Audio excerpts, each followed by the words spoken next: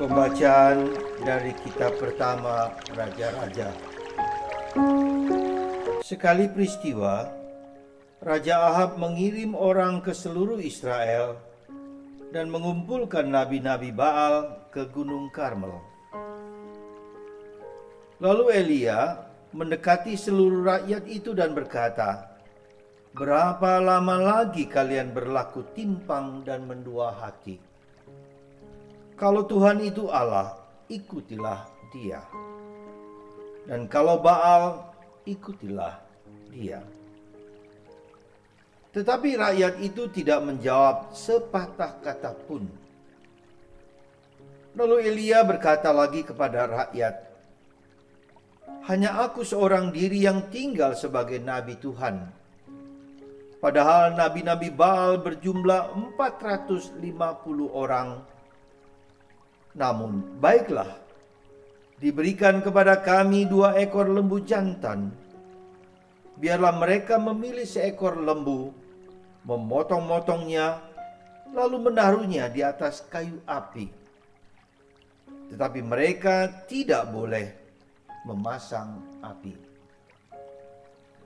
Aku pun akan mengolah lembu yang seekor lagi, meletakkannya di atas kayu api, dan juga tidak akan memasang api.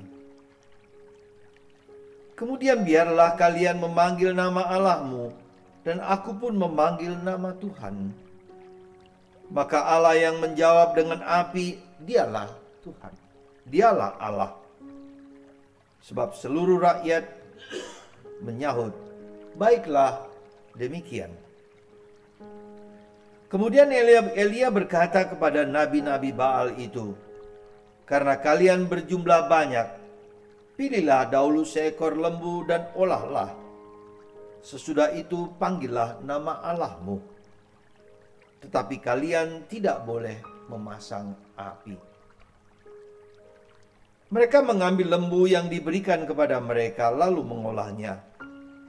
Kemudian mereka memanggil nama Baal dari pagi sampai tengah hari. Katanya, "Ya Baal, jawablah kami." Tetapi tidak ada suara, tidak ada yang menjawab.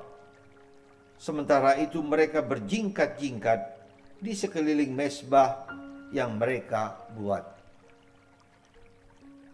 Pada waktu tengah hari, Elia mulai mengejek mereka, katanya, "Panggillah lebih keras lagi. Bukankah dia Allah? Mungkin ia merenung, mungkin sedang ada urusan, atau mungkin ia bepergian. Barangkali ia tidur dan belum terjaga." Maka mereka memanggil lebih keras, serta menora-nora dirinya dengan pedang dan tombak, seperti kebiasaan mereka, sehingga darah bercucuran dari tubuh mereka. Sesudah lewat tengah hari, mereka kerasukan sampai waktu mempersembahkan kurban petang. Tetapi tidak ada suara, tidak ada yang menjawab, tidak ada tanda. Kemudian Elia berkata kepada seluruh rakyat, "Mari mendekat kepadaku." Maka mendekatlah seluruh rakyat itu kepada Elia. Lalu Elia memperbaiki mezbah Tuhan yang telah diruntuhkan itu. Kemudian ia mengambil 12 batu menurut jumlah suku keturunan Yakub. Kepada Yakub ini telah datang sabda Tuhan, "Engkau akan bernama Israel." Lalu Elia mendirikan batu-batu itu menjadi sebuah mezbah demi nama Tuhan, dan membuat suatu parit yang dapat memuat 2 sukat benih di sekeliling mezbah itu.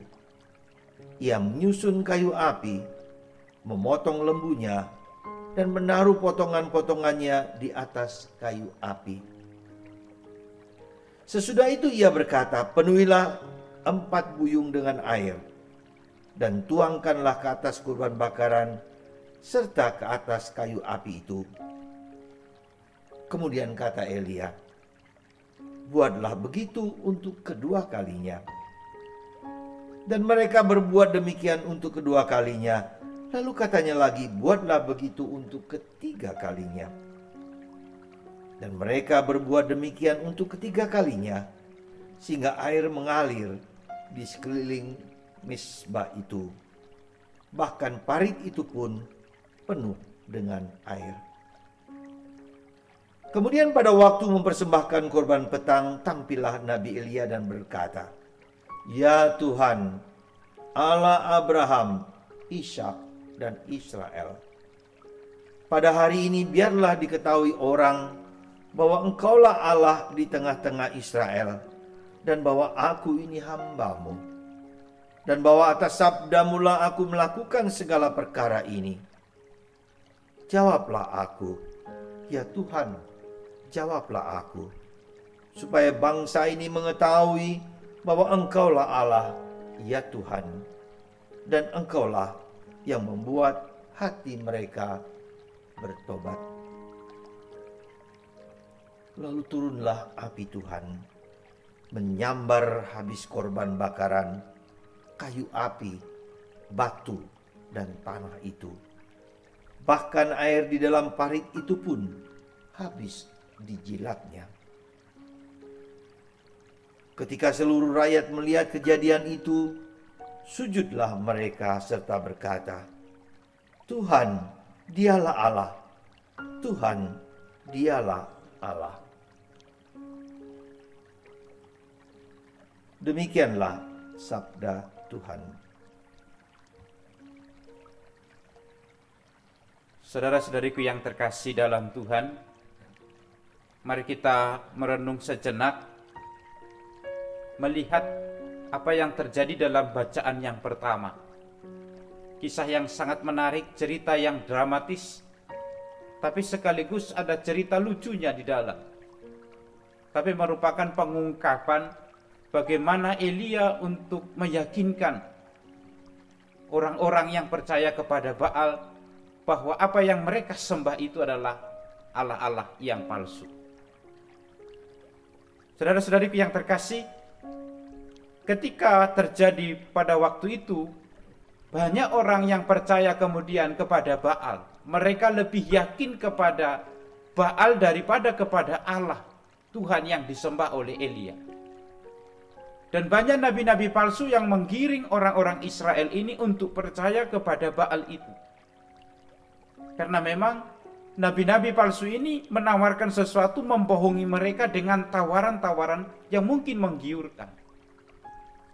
Maka kemudian Elia mau menunjukkan siapa sebenarnya Allah yang benar.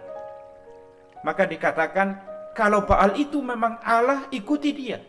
Tapi kalau Tuhan itulah Allah, ikuti dia. Jangan mendua hati.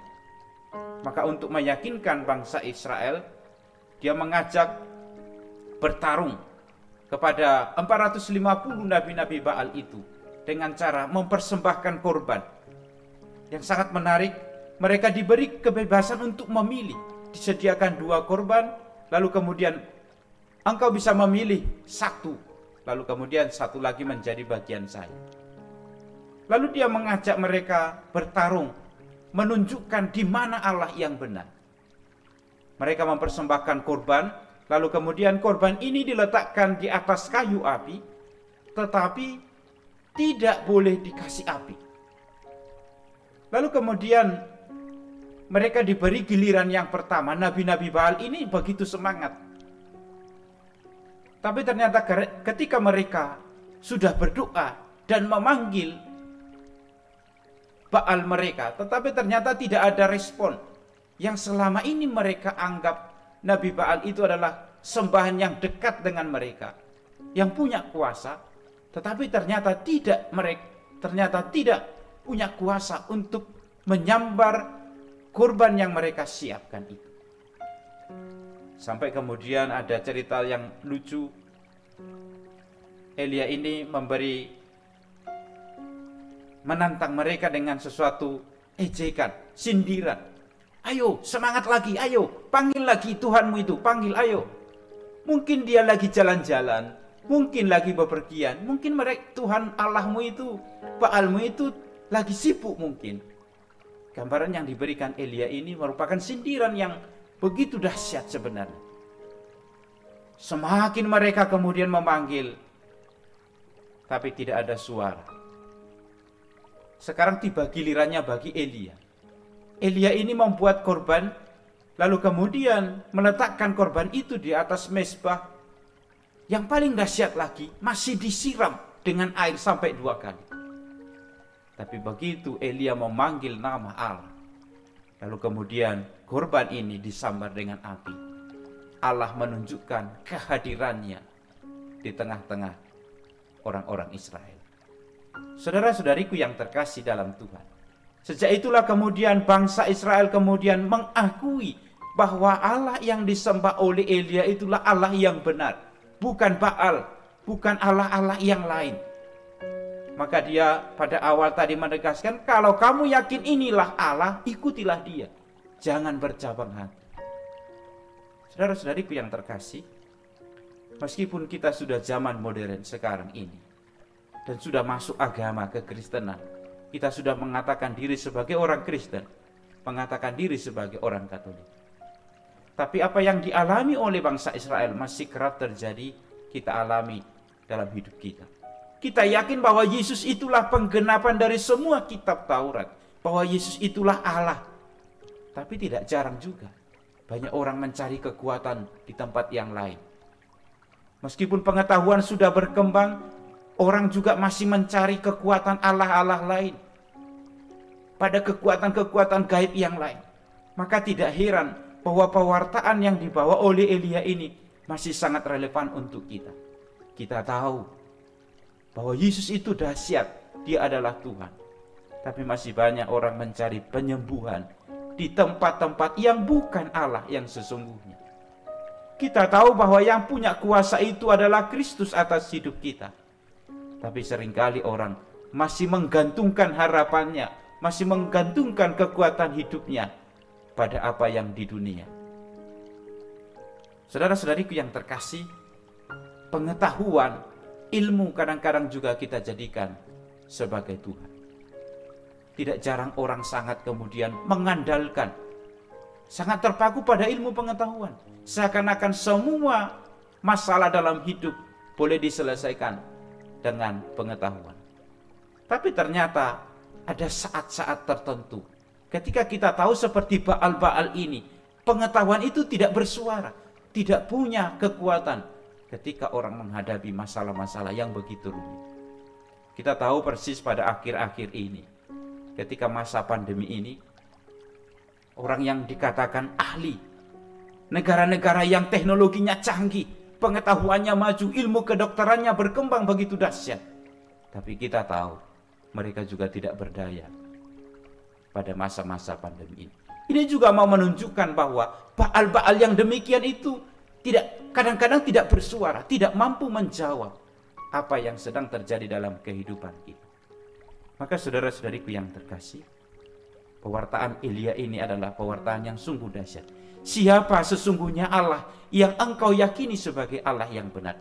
Kalau dia Allah, ikutilah, jangan bercabang hati. Tapi kalau tidak, jangan ikuti.